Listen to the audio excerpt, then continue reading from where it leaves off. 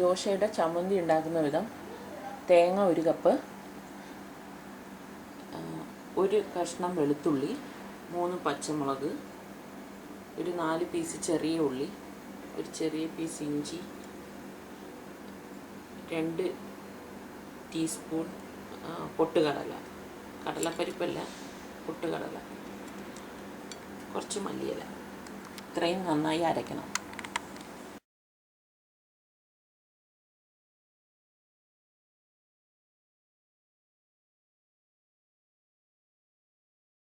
ഇത്രയും നന്നായി അരച്ചെടുക്കണം.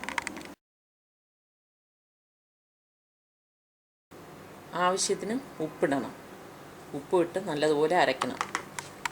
വെള്ളം ഒഴിച്ച് അരയ്ക്കുക. കുറച്ച് വെള്ളം ഒഴിച്ചാൽ മതി, ഒരുപാട് വെള്ളം വേണ്ട.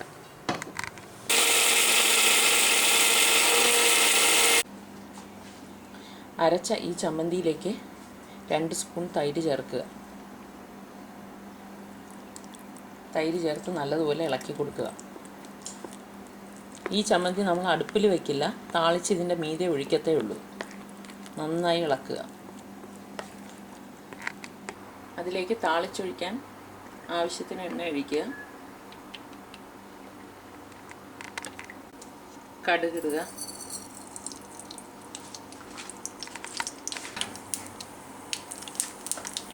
ഇതിലേക്ക് വറ്റൽമുളക് ഒരു 3 എണ്ണം പൊട്ടിച്ചതാണിത്. വറ്റൽമുളക് ഇട്ട് ഇളക്കിയ ശേഷം കറിവേപ്പില ഇടുക.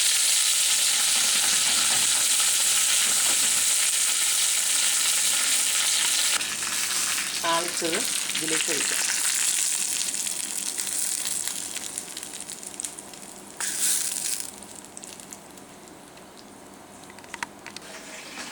ചമ്മന്തി റെഡിയായി. നിങ്ങൾ ട്രൈ ചെയ്ത് നോക്കണം. ഇഷ്ടപ്പെട്ടാൽ ലൈക്ക് ചെയ്ത് സബ്സ്ക്രൈബ് ചെയ്യുക.